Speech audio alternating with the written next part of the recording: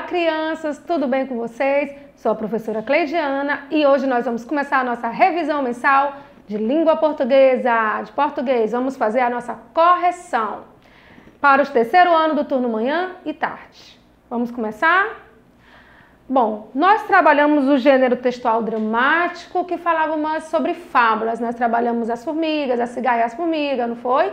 Vocês fizeram a produçãozinha no seu caderno de produção textual. Vamos dar uma retomada sobre o que é a fábula, que é esse gênero textual dramático. A fábula é uma narrativa em prosa ou poema épico, breve, de caráter moralizante, ou seja, ela traz uma moral no final. Protagonizado por animais, plantas e até objetos inanimados, ou seja, animais, plantas e esses objetos, eles agem e falam como se fossem seres humanos nas fábulas. Contém geralmente uma parte narrativa e uma breve conclusão moralizadora, que é o quê? A moral da história. Onde os animais se tornam exemplos para o ser humano, sugerindo uma verdade ou reflexão de ordem moral. Vocês viram isso na nossa fábula do O Leão e o Rato, não foi? Que o leão, na aula passada da língua portuguesa, que o leão desprezou a ajuda do ratinho, disse que como o ratinho daquele tamanho poderia ajudá-lo. Então, o ratinho mostrou para o leão e mostrou para as outras pessoas que estavam lendo também que ele poderia ajudar sim, que você não deve desprezar a ajuda de ninguém não, achando que você é superior ou melhor que aquela pessoa. Então, nós vamos trazer agora também uma fábula onde também há uma boa reflexão. Então, crianças, vamos para a primeira questão da nossa revisão. Leia com muita atenção a fábula A Raposa e as Uvas e responda aos questionamentos. Vamos lá, primeiro vamos ouvir a nossa historinha, a nossa fábula. A Raposa e as Uvas. Era uma vez uma raposa que não conseguia nenhuma caça para aliviar sua fome. Havia muitos dias, olha, muitos dias a raposa vagando, sem comer, sem conseguir caçar nada. Então ela estava morrendo de fome. Olha a carinha triste dela de fome. Passando por um sítio, a raposa viu alguns cachos de uvas pendurados.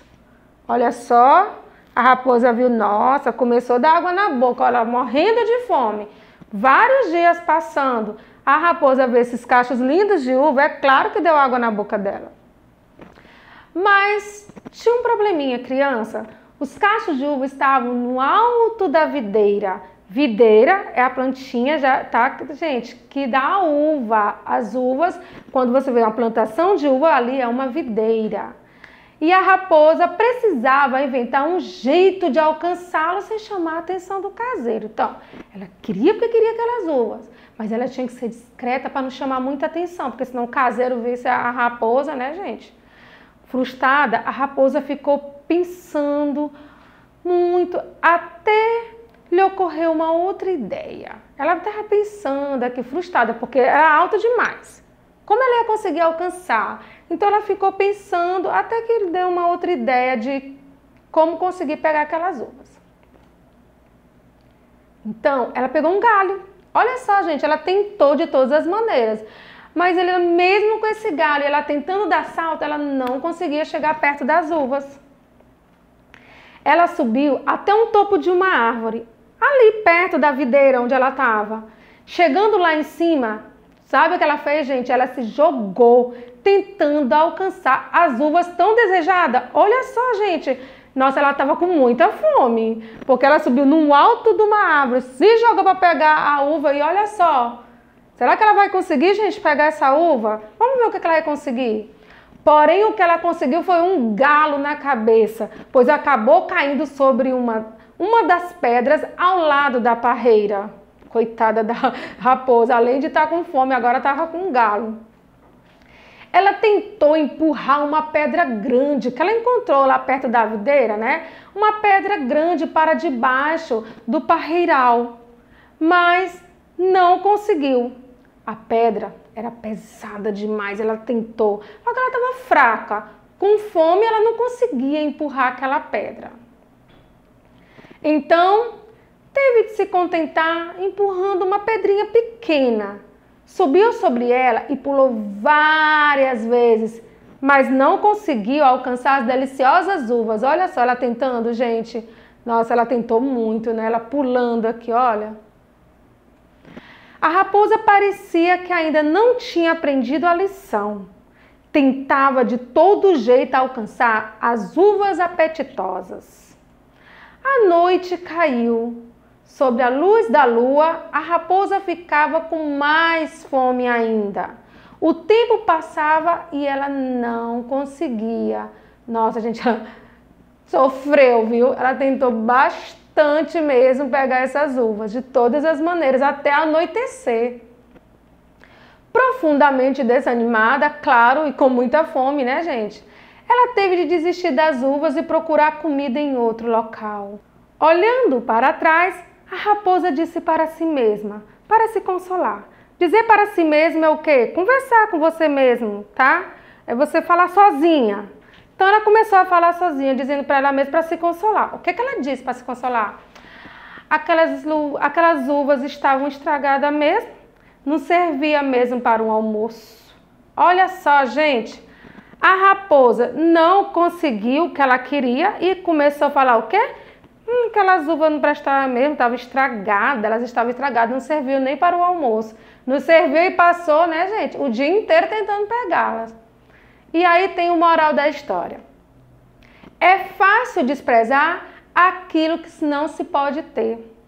É fácil desprezar aquilo que não se pode ter. É muito fácil você dizer que não gostou, que não quer aquilo porque você não tem.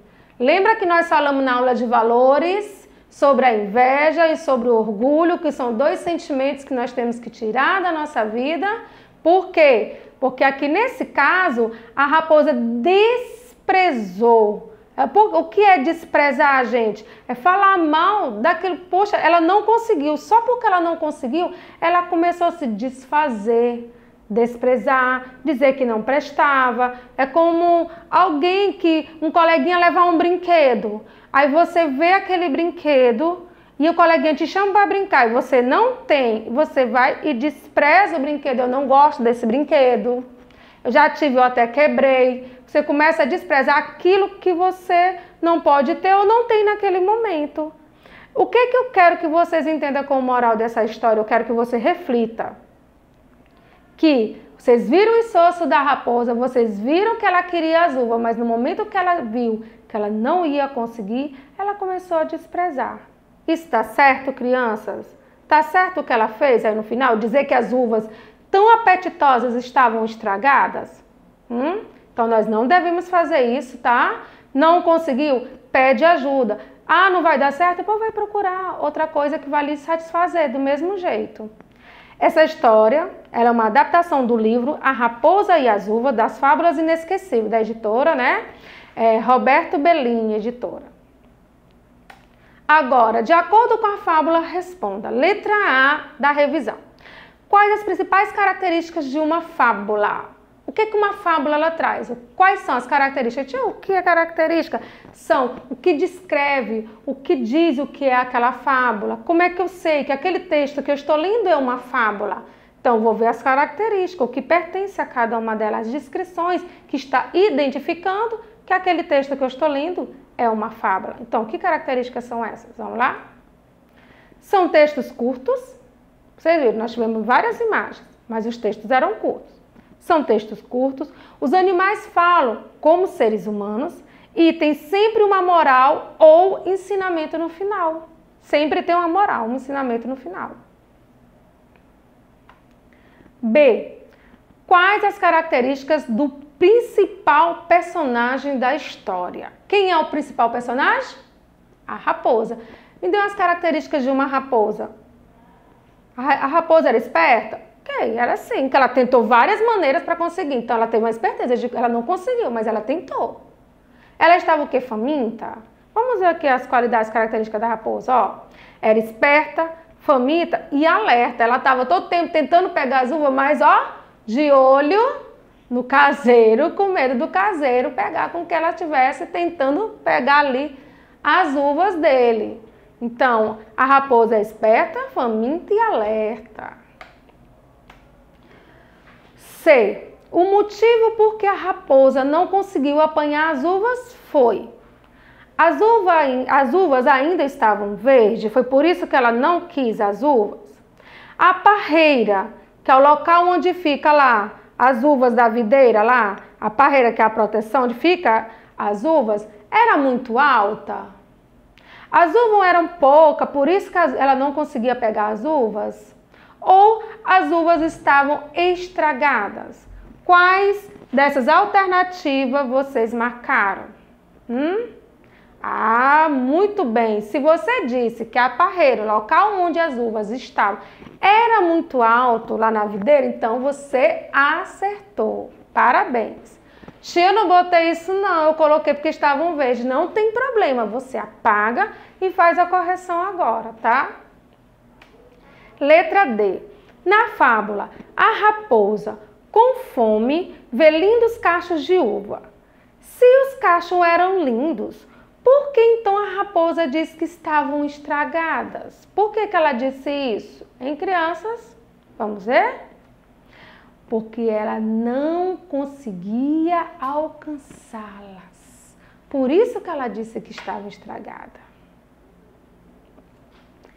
Segunda questão. Que ideia a raposa teve para pegar as uvas? Nossa, ela teve várias ideias, não foi, gente? Várias. Então, eu vou colocar uma das ideias dela aqui, você pode ter colocado outra, não tem problema, viu? Pode ter colocado todas também. Vamos lá, olha só. Coloquei várias ideias. Ela subiu até o topo de uma árvore. Ela não fez isso aí, gente, que eu até mostrei para vocês? Ali perto, chegando lá em cima, jogou-se para tentar alcançar as uvas tão desejadas. Foi uma ideia, foi porque quando nós estamos trabalhando lá na fábula, ela fala. E aí a raposa teve uma ideia. E a ideia que ela teve foi essa, de subir até o topo de uma árvore e se jogou. E não conseguiu pegar as uvas, né? Mas o que a raposa conseguiu com esse feito? Ela não conseguiu, ela se jogou e ela caiu. E o que é que ela conseguiu? Porém, o que conseguiu foi um galo na cabeça. Galo, gente, não é o galo do galinheiro, viu? É o galo machucadinho na cabeça dela, viu? Quando você tá em casa ou na escola que você cai no recreio, dá aquele machucado na cabeça que fica, ó, parecendo uma bolinha, ali é o galo que a gente chama, não é o galo do galinheiro, viu? Então foi o que a raposa conseguiu. 4. Sem dar o braço a torcer, diz. Sem dar o braço a torcer. Porque você sabe, ela estava toda com fome, já tinha galo na cabeça, já estava ali destruída porque ela não conseguia pegar as uvas e ela sem dar o braço a torcer, toda ali na pose. Então o que é que ela diz? Ó, aquelas uvas estavam estragadas mesmo, não serviam mesmo para o almoço. Olha só o que ela diz sem dar o braço a torcer. E aí, gente, a expressão, o que quer dizer sem dar o braço a torcer? O que isso quer dizer? Quer dizer que ela deu-se por vencida? Quer dizer que sem voltar atrás? Ou mudou de ideia? Hein? Dando-se por vencida, ela aceitou aquela condição? Eu não consegui mesmo, tá muito alto para mim, deixa eu procurar outra coisa. Foi assim? Ou sem voltar atrás? Não presta mesmo? Hein? Ou mudou de ideia? Não quero as uvas não, acho que eu vou comer outra coisa. O que foi, gente, hein? Foi sem voltar atrás, certo? Sem dar o braço a torcer, quer dizer, sem voltar atrás, não volta atrás, não presta mais, deixa pra lá. Foi o que ela fez. Próximo. Explique a moral da fábula. Olha só, a moral da história qual era? É fácil desprezar aquilo que não se pode ter. Eu quero que você reflita, certo? Eu comentei sobre isso, essa moral. Por que é fácil você desprezar aquilo que você não pode ter? Isso não é certo? Então, se isso não é legal, eu quero que você reflita e responda. É uma resposta pessoal, tá? Responda aí na sua revisão. Próximo. O outro gênero textual que nós trabalhamos foi a poesia. O poema é o outro gênero textual. E o poema pertence ao gênero da poesia. E pode surgir em forma de versos, estrofes ou prosa, com a finalidade de manifestar o quê? Sentimentos e emoções. Nós já falamos sobre sentimento, nós já falamos sobre emoção, já falamos sobre o poema. Aqui apenas uma retomada porque está na sua revisão. E nós vamos trabalhar agora, olha só, um poema, tá? Quinta questão tem aí. Leia o poema com bastante atenção e responda os questionamentos. Leia com atenção. E o poema, para que ele seja um poema bem agradável, tem que ser com entonação. E o que é entonação? É você ler com calma, prestando atenção na pontuação, na sonoridade das palavras, quando nós estamos falando de poema, trabalhar se esse poema tem rimas, se são poemas brancos sem rimas, se é um poema sonoro, um poema visual. Vamos lá, gente, vamos prestar atenção. Floração de poemas. Vocês estão com o seu poeminha aí, todo mundo está com o seu poema aí na sua mesinha. Vamos lá, acompanhar a leitura. Tente fazer a leitura em rastreio. Lembra que eu falo sobre isso, que é você acompanhar com o seu dedinho que a tia estiver lendo? Vamos lá? Vamos começar. Era uma vez um terreno sequinho de rachar. Veio um vento e jogou carinho de adubar. Depois o menino trouxe palavras para semear. O terreno floresceu em 3 noites de luar. Em cada caule um poema pôs-se a desabrochar. E quem passa lá por perto não se cansa de olhar. Olha só, gente, foi uma floração de poema. Que lindo isso aí, né? O poema floresceu nesse ambiente. Vamos agora trabalhar o poema? Bom, quando nós vamos trabalhar o poema, eu sempre falo para vocês, observe as rimas, observe os versos, quantos versos tem no poema, quantas estrofes tem esse poema, tem que ser todo trabalhado se tem rimas ou não. Vamos lá começar nosso trabalho? Letra A. De que assunto o poema está falando? Do que ele fala? De como são cultivados os poemas? De como as plantas são cultivadas? Ou da importância de cuidar da natureza? Do que nós estamos falando? Quem? Ah, muito bem se você botou de como são cultivados os poemas. Parabéns. Vamos para o próximo. B. Quais as sementes que o menino usou para semear o terreno? Lá no poema diz que o menino usou o que para semear? Ele usou as palavras. Ele trouxe palavras para semear. Olha que legal.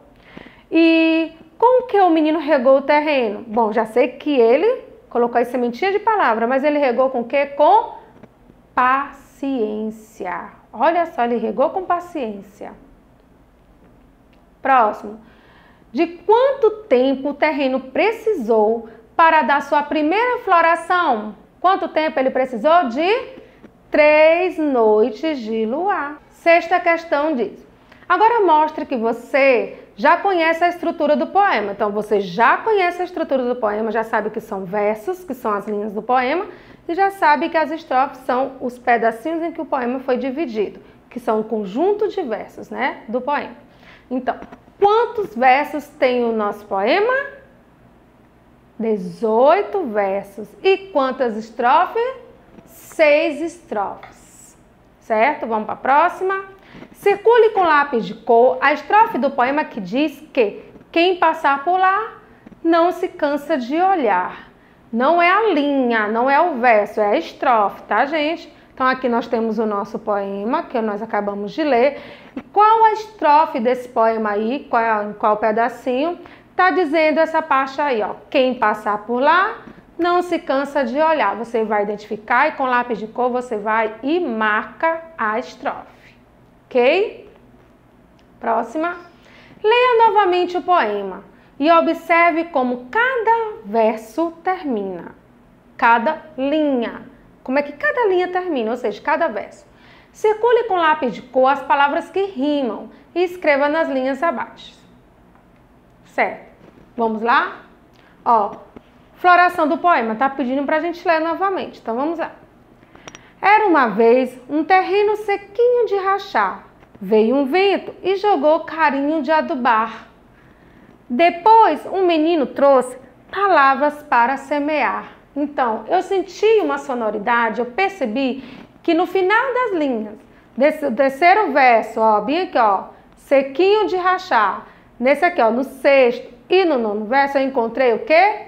Rachar, adubar e semear. Elas têm o mesmo sonzinho. E quando eu vou lá para o próximo, olha só. O terreno floresceu em 3 noites de luar. Também tem o mesmo som. Mesmo de semear, de adubar e de rachar. Então, esses versos, eles têm uma rima. Vamos continuar. Em cada caule um poema, pôs-se a desabrochar. Mesmo finalzinho, ó, o A e o R também está presente no final desse verso. E quem passa lá por perto não se cansa de olhar. Também tem essa rima, tem essa sonoridade. Por isso esse poema é tão agradável para você ler. Então você vai pegar o lápis de cor e, ó, vai marcar as palavrinhas que rimam. Tá aí as palavras que rimam. Rachar, adubar, semear, luar, desabrochar e olhar. Você vai escrever depois aí na linha embaixo todas essas palavrinhas, só para você perceber que quando elas estão uma ao lado da outra, você consegue ver que tem a mesma terminação e traz uma sonoridade para o poema. 8ª questão. Observe a conversa entre Glorinha e vovô Matos. Glorinha é uma criança que ela pergunta muito. Às vezes ela nem espera a resposta, ela só quer saber de perguntar. Vamos ver o que ela falou. A mãe da bandeira do Brasil é lavadeira? A mãe da bandeira do Brasil é lavadeira? Olha a pergunta que ela está fazendo. Aí o que é que o vovô Matos diz? Não, Glorinha. Bandeira não tem mãe. Ela é a mais bonita do mundo. Aí o avô quer conversar, ó. Presta atenção, Glorinha. Quem foi Augusto da Paz? Ah, Glorinha, você tem cada uma. Então, ela está tentando, tirando trechos até do hino e tudo, conversando com o avô, e ela não deixa ele explicar, certo? Para ela. Então, ela fica interrompendo o avô e o avô já desiste falando. Ah, Glorinha, você tem cada uma, só que ele leva na brincadeira, porque sabe que criança pergunta muito. Mas esse diálogo aqui, que às vezes não foi muito bem compreendido, porque a Glorinha não deixa o vovô responder, faz uma pergunta atrás da outra, nós temos alguns questionamentos sobre essa imagem. Ó, na letra A diz assim: nos balões em que aparece a fala da Glorinha, há uma pergunta. Podemos dizer que é uma frase o quê? Cada vez que a Glorinha está fazendo uma pergunta, eu digo que ela é uma frase interrogativa, porque tem um ponto de interrogação. Tem um ponto de interrogação. Na letra B, no primeiro balão em que aparece a fala do vovô Matos, existe uma informação e um ponto final. Quer dizer, o vovô falou para ela, conseguiu finalizar a frase, ele afirmou para a Glorinha que não, que a bandeira não tinha mãe. Então, podemos dizer que essa frase ela é uma frase afirmativa. Ele afirmou que não, que a bandeira não tinha mãe e finalizou a frase com um ponto final. Na última frase, vovô Matos expressa sua surpresa com a pergunta da neta. Ele fica surpreso, né? A frase expressa um espanto, também uma admiração por uma neta tão inteligente, né? Uma surpresa por ser uma pergunta também fora do cotidiano e alegria por ser tão engraçada a Glorinha. Que sinal de pontuação foi usado nessa frase, hein, do vovô Matos? Que sinal? Ele usou um ponto final, um ponto de interrogação ou um ponto de exclamação? Quais desses 3 pontos aqui expressam? Significa para expressar sentimentos, ou seja, espanto, admiração, surpresa e alegria. É o ponto final? É o ponto de interrogação ou é o ponto de exclamação? O que vocês marcaram? Bora lá? Quem marcou o ponto de exclamação, parabéns, que esse ponto ele é usado na grafia para expressar esses sentimentos, espanto, admiração, surpresa, alegria. Nós já estudamos isso, já recordamos também na aula passada. 9ª questão tem: leia a lista de palavras abaixo e circule a que não pertence a cada família. Gente, observe a grafia, ou seja, observe como foi escrito, tá? A palavra, como foi escrito. Vamos lá? Ó, lembra que nós já trabalhamos na aula passada que o principal é esse início aqui, ó, que foi colocado pouso pousar, pousado. Agora vocês vão trabalhar, certo? Fazer a leitura do que eu vou mostrar aqui no quadro de vocês e identificar aquela que não pertence àquela família, na família de como foi escrito, tá? Vamos lá? Ó, as palavras são azar, desafio, dose e casal. Dessa primeira coluna, azar, qual que não tem nada assim pertencente à família? Nós temos azar, azarão e asilo. Qual é que não pertence? Muito bem, quem falou asilo. Na próxima, temos desafio, dezena, desafiar e desafiante. Qual é que não pertence a essa família? Qual que você marcou? Dezena, muito bem. A próxima nós temos dose, dosar, dosagem e doze. Quais dessas palavras? Dose, dosar, dosagem, doze. Aqui não pertence a essa família, ó, palavra doze. E por último nós temos casal, casamento, casar e casusa. Olha só a palavra que não pertence. Casusa. Então, gente, olha só. Você vai identificar pela grafia de como foi escrito, ó. Não tem a letra Z. Aqui, ó, a terceira grafia seria a S, ó. A letrinha S já passou para a letra Z. Então, você tem que prestar atenção nessa grafia quando você for identificar a palavra que não pertence a essa família, tá? Fique atento a isso na prova. Bem fácil a questão. Continue escrevendo palavras da mesma família. Ó, agora você vai praticar na escrita, certo? Bom, eu vou colocar alguns exemplos aqui, mas vocês podem ter colocado outro, também não deixa de estar certo, tá? Se você utilizou o início da palavra, aqui tá corretíssimo. Vou mostrar para vocês mais ou menos, ó. Aviso, olha só, avisar. Tem a ver com a palavra aviso? Ó, tem o mesmo início, olha só, o mesmo radical aqui, ó, o mesmo início, então está correto. Se você fez do mesmo jeito, está correto. Tati, eu usei outra palavra, mas tem um A, tem um V, tem um I, tem um S, então tá certo. Você está na mesma família. E tem o mesmo significado, escrito de uma maneira diferente. Rosa, olha, rosado. Olha só, gente, pode ser roseira também. Então, tem o mesmo ó, início, ó, ros, esse mesmo início aqui. Então, tá na mesma família, está certo. Próximo.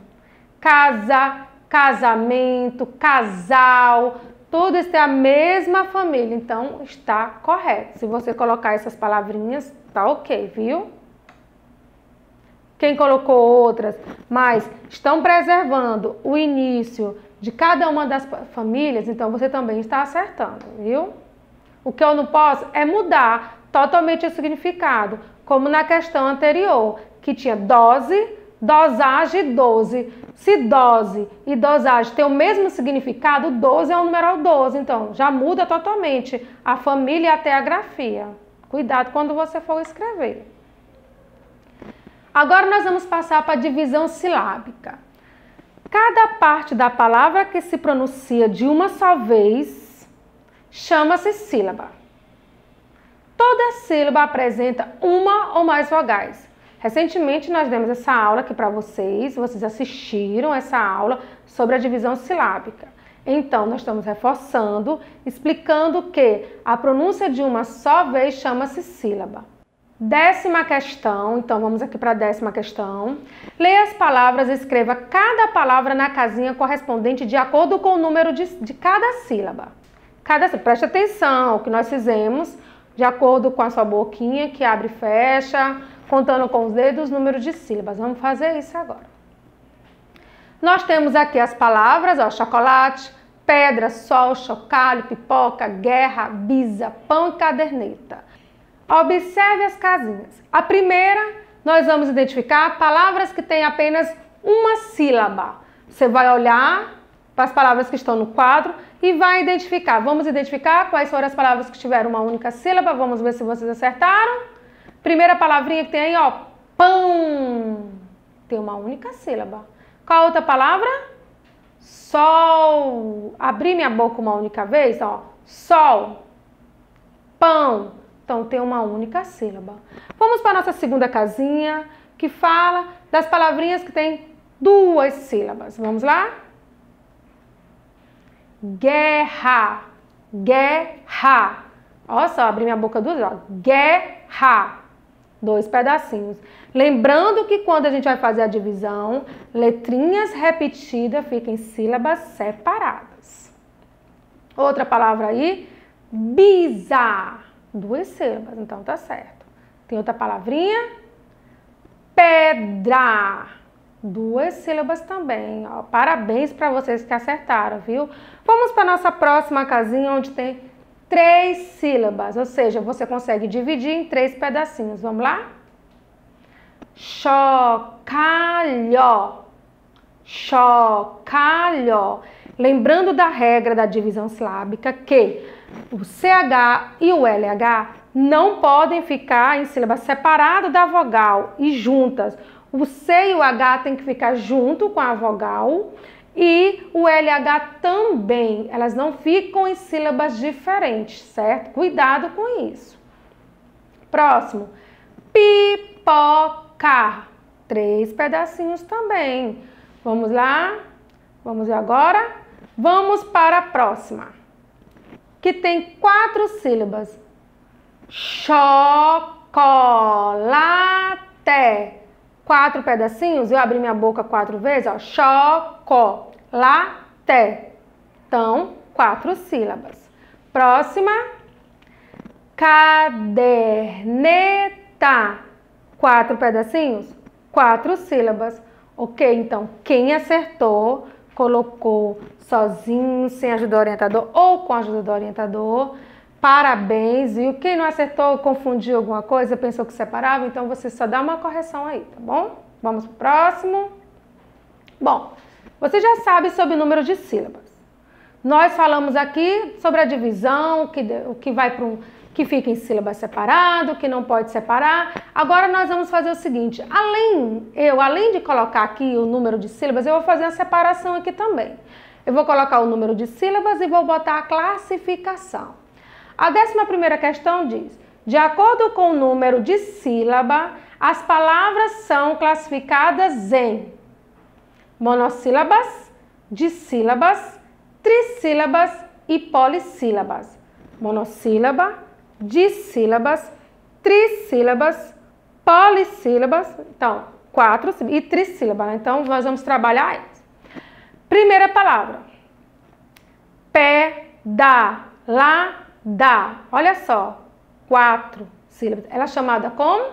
De polissílaba. Escreva aí se você não tiver colocado, porque de 4 ou mais sílabas, nós chamamos de polissílaba, é classificado como polissílaba. Próximo, céu. Olha só, apenas uma sílaba, ela é monossílaba. Próximo, disco. Olha só, 2 vezes, então, disco tem 2 sílabas, ela é dissílaba. Próximo, felicidade.